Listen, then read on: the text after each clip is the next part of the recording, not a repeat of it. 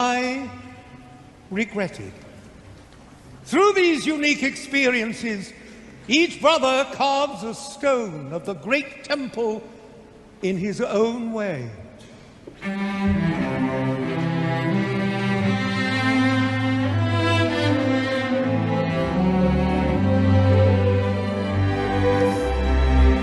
I hold that to be self-evident, Brother Franklin. All men are created equal. Indeed, Brother Washington. All Freemasons meet as equals, and we have an opportunity to create a nation in the very essence of Masonic morality. With freedom and tolerance of all religions and moralities. Now fast forward to this present day. The Freemasons openly admit that the obelisk, the dome, well, again, it's on the Library of Congress website. These are structures designed and dedicated to all of the ancient pagan gods. But how many Americans know that at the inauguration of every American president, while he is standing over here in the dome, the pregnant belly of Isis, looking out across the mall at the obelisk over here in the distance, that across town at the Herodome, the headquarters of the Scottish Rite Freemasonry 33rd degree, they are conducting the raising of Osiris ceremony in anticipation of the day that literally the spirit of Osiris, or who the Greeks would call Apollo, is going to rise up out of the underworld to become incarnate in a future American president who will take his rightful place according to the prophecy on the Great Seal of the United States, which both Franklin Delano Roosevelt and his Vice President Henry Wallace wrote about. Wallace wrote about it in his biography, that he convinced Roosevelt, I think he was trying to take credit, but that he convinced Roosevelt that the prophecy on the Great Seal of the United States, the Novus Ordo Seclorum, was a Masonic prophecy pointing to a day in the future when the United States would rise up to take its rightful place as the capital of the New World Order, the fulfillment of the Sibylline prophecy that says, what? That Apollo is going to rise up from out of the underworld, take his place in a man, and give birth to a new golden pagan age. Literally, the generator to make that happen is what we are standing in the middle of today doing this recording. And if you go inside the Capitol Dome and look up into the underside of the pregnant belly of Isis, what do you see? The apotheosis of George Washington. Literally, apotheosis means to become a god. And what god is George Washington becoming? Walt Whitman, the famous American poet that is so connected to American history, said he's becoming the Osiris. This ritual takes place every inauguration. The Freemasons hold to this. It's going to take over whoever our president is. Now, this sounds crazy, but think about this.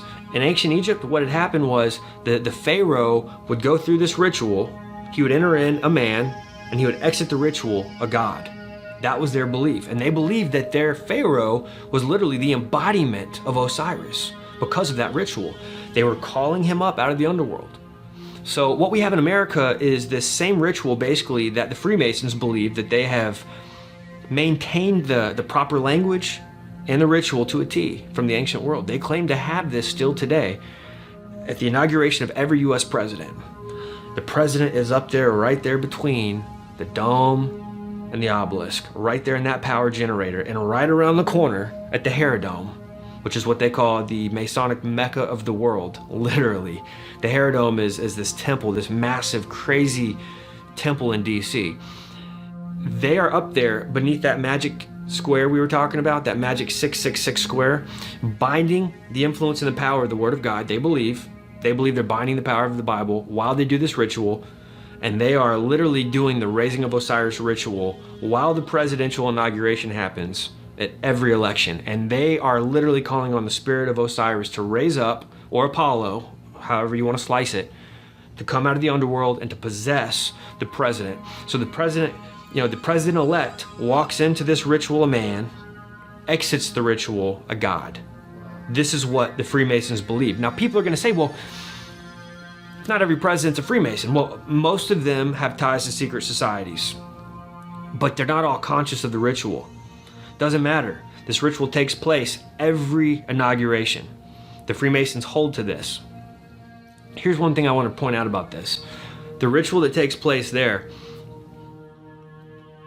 it's been going on now since the beginning, to our knowledge, since the beginning of this nation being set up. They believe that it's going to stick eventually. See, they don't know which president is going to be the final Osiris. Now, they believed in the foundation of this nation that Washington was a type. He was the first Osiris.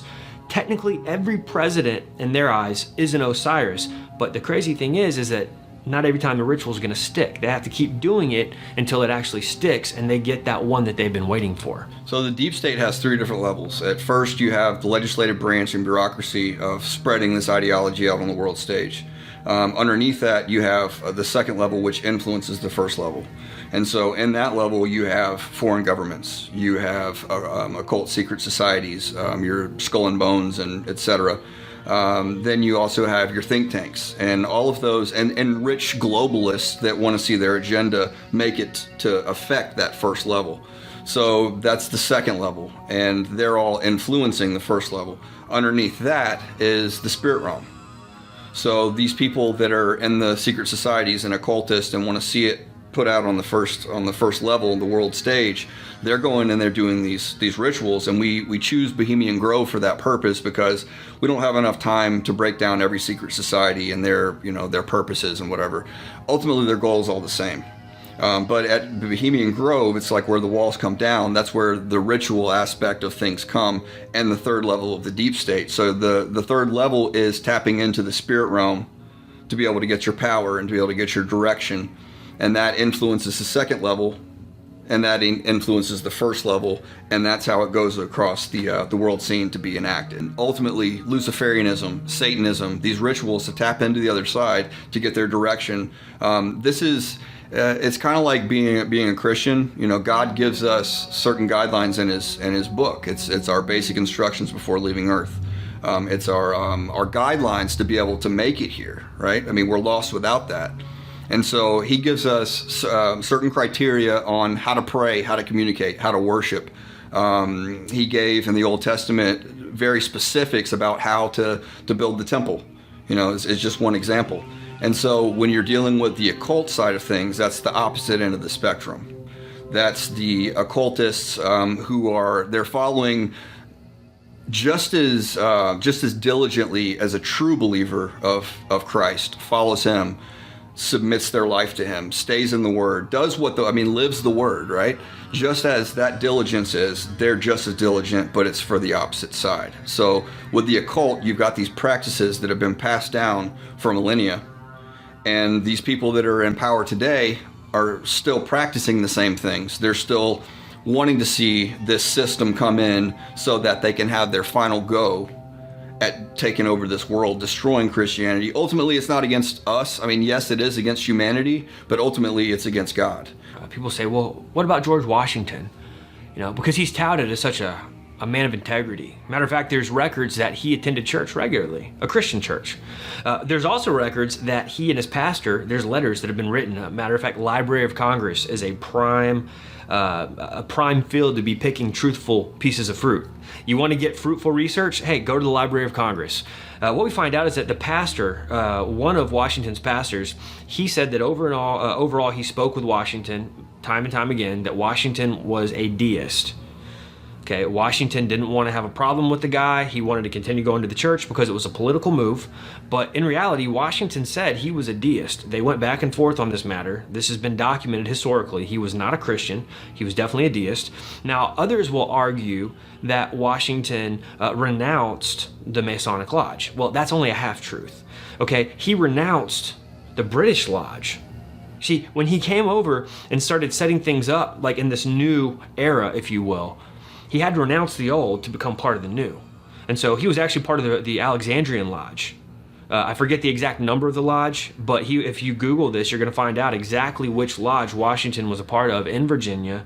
I think it might have been Lodge 122, but I forget. I don't want to quote that, but he renounced the British, joined on with the current lodge that was setting up in the New World. They were two separate systems. Now, they were very similar, but they were separate. Matter of fact, their idea was to come and set up a government here that was almost identical to the oligarchy that they left. See, most people don't realize that. They don't realize that Washington was part of a grand conspiracy to create basically a new oligarchy here, a government controlled by a few. And that's all historical. We document that in our film. But the idea was to set that up, but to give more freedoms. But it still allowed the elite to run everything that the government wants.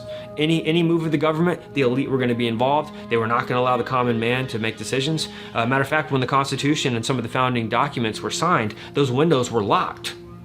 You know, Lieutenant Colonel Robert McGinnis from the Pentagon, he came on record and he talked to us about this for the film. He points to the fact that the founding fathers were deep state, which we would call shadow government.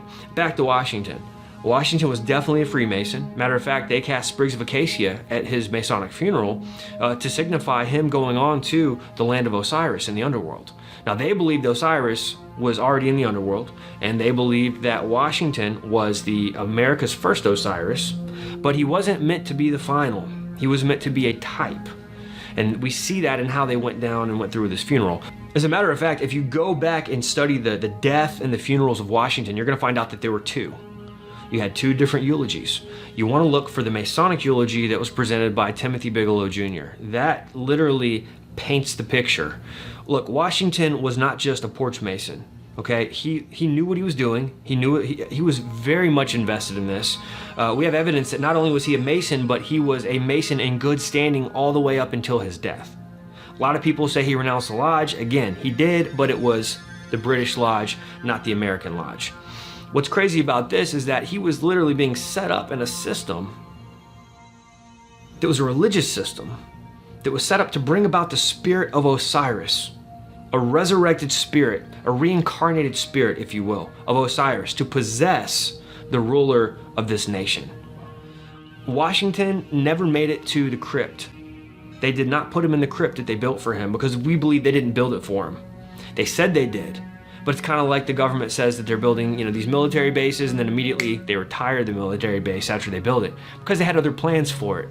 The government does this all the time. They set up the crypt of Washington. They installed it very much strategically, which we break down all the strategy involved here. The crypt of Washington is sitting it's a basement level of the Capitol building in Washington, D.C. This is literally a page out of ancient Egyptian magic. We break this down step by step by step in the film. We show everything, how you go up and you walk into the Capitol building. You look up and what do you see in the dome? You see this thing called the apotheosis of George Washington. Now, if he really was a Christian like so many people say, all you gotta do is look up and see the heaven that George Washington is ascending into, which is painted on this massive mural, and he's surrounded by all the pagan gods. You say, well, why on earth, if Washington was a Christian, why would he be getting deified in the first place into a god? That's what the word apotheosis means. Literally, Washington becoming a god. Walt Whitman, the famous American poet, said that George Washington was becoming the Osiris. Now, pagan gods, what does this have to do with DC? Well, Thomas Jefferson literally designed this city to honor the old pantheon of pagan gods. This is on record at the Library of Congress. People can investigate what's called the most approved plan. They literally built this city to pull a line from the Ghostbusters, how they talk about drawing down the power on these certain buildings, cursed buildings, buildings that are set up for drawing down occult power. The city of DC literally was built as a massive ritualistic chessboard to do public rituals. Who portrayed Mr. Trump in messianic terms, tweeting, "Thank you to Wayne Allen Root for the very nice words. President Trump is the greatest president for Jews and for Israel in the history of the world. And the Jewish people in Israel love him like he's the king of Israel. They love him like he is the second coming of God." I have been responsible for a lot of great things for Israel. One of them was moving the embassy to Jerusalem, making Jerusalem the capital of Israel. Good morning. Really, Donald Trump yesterday embraces the title of the King of Israel, what Jesus was called on the cross, and then the second coming of God, of course, borrowing from the second coming of Christ. And then after that, the chaser was Donald Trump declaring, "I am the chosen one." And what really punctuated it, in case you're just listening in the car, is his look to the heavens while he said it. He turned and looked up to God, and as if to thank him for choosing him. I think we may all be experiencing something that the Jews experienced about 3,300 years ago. I would also like to add one other thing before I finish, and I'll make it fast. There has been some comments about 4 years of the president's term being the only president that has had 4 years of peace. But realistically, think about the tinderbox that President Trump inherited: North Korea, the Middle East, and what did he leave us with? He left us with a country that was prosperous, a world that was borderline on a global prosperity. He left us with the premier of North Korea meeting him at the border. He left us with the Abraham Accords. I mean, there is no question that what we have witnessed are miracles. And let's not fool ourselves. There is something going on here. And we all pray to God. We pray to Hashem. We pray to God. I mean, we as Christians and Jews pray every day for peace. And this is the one man that has given it to us. God bless him. That was President Trump's first foreign trip in May of 2017. You may remember this. His first stop was strangely the authoritarian monarchy of Saudi Arabia, where King Salman literally rolled out the red carpet for Trump's arrival. The streets of the capital were filled with American flags. Even the men on horses accompanying his motorcade waved the stars and stripes. Billboards went up featuring his face and one of his tweets. Things only got weirder the next day when President Trump, the Saudi king, the Egyptian president walked into a darkened room at a new center for combating extremism and placed their hands atop a glowing orb for nearly 2 whole minutes. The internet had a lot of fun with that one, comparing it to Lord of the Rings and Wizard of Oz. The president and King Salman toured a new command center that will monitor extremism on social media. Israel is the next stop on the president's 9-day trip. The Israelis are already pushing back against the $109 billion arms agreement Mr. Trump made with the Saudis. This is a battle between good and evil. We will all see the building of the third temple in Jerusalem very soon. We know one of the reasons of the destruction of the Holy Temple was Jews were not united. Jews were not loving each other's. I don't want to say anything negative, but they were not positive, friendly, lovely. And our job to bring and to build the third temple is to unite. How appropriate it is tonight that we see all kinds of people, religious, not religious, Jews, not Jews, come together and we honor our President Trump for what he has done for Jerusalem and for the Jewish people.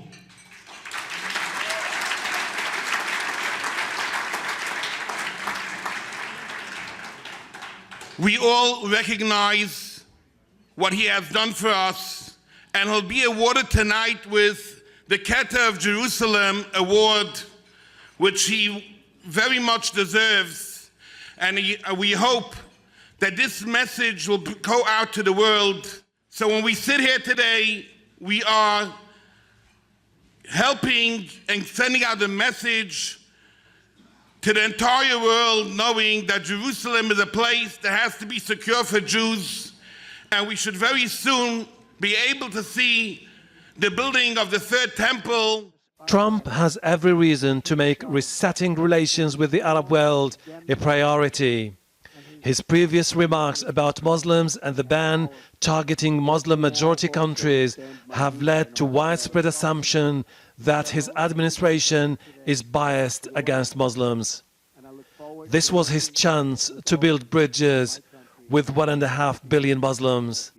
I stand before you as a representative of the American people to deliver a message of friendship and hope and love. While in Israel today, President Trump will shift his focus to brokering the ultimate deal, peace between the Israelis and Palestinians. The citizens of Israel will receive you with open arms. He'll meet separately with both Israeli Prime Minister Benjamin Netanyahu and Palestinian President Mahmoud Abbas during his two-day visit to the region. Terry Okita, CBS News, London. President is also expected to visit Israeli holy sites today, including the Western Wall, which is the holiest prayer site for Jewish people. And this is someone who's also faced 2 assassination attempts as well, right? So he really needs people he can trust his inner circle. Have you spoken to him since the assassination attempt? I didn't used to believe in miracles, Paul, but after what happened on that day, I think now I do. There was blood pouring everywhere, and yet, in a certain way, I felt very safe because I had God on my side. I felt that.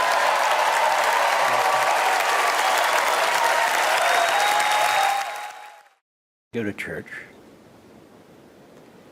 You believe in God.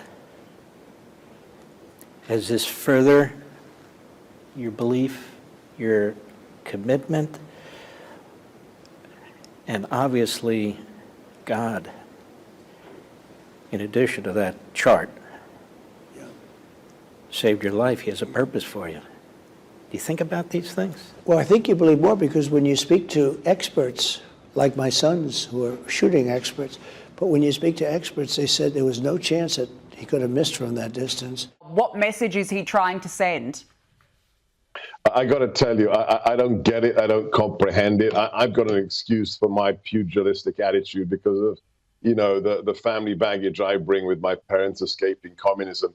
That guy grew up in Queens. He's a billionaire, you know, mogul who had a TV, you know, reality show for 14 years at the top of the charts. I don't know how he does it. He's 25 years older than me. I couldn't keep up with him in the White House. The fact that, yes, I can't believe I'm saying this. Yesterday, he's almost assassinated. He flew home that night, discharged himself from the hospital, then plays golf today, and then says, oh, yeah, the Republican convention, should we delay that? No, let's get on Trump Force One. And then he flew to Milwaukee. It's mind-boggling. I don't know what he's made of. It's titanium mixed in with Kevlar, with tungsten steel, and then a little bit of pixie dust, because it's just magical. I am the chosen one. And Jim, the president seems to have anointed himself today. That's certainly right, Brianna. The president sounded as though he had something of a God complex at times today, declaring himself the chosen one and accepting praise from an ally who dubbed Mr. Trump on Twitter as the second coming. Taking his questionable rhetoric to new heights, President Trump talked about himself in biblical terms, at one point looking to the sky as he praised his handling of the economy as godlike. I am the chosen one. Somebody had to do it. So I'm taking on China. I'm taking on China on trade.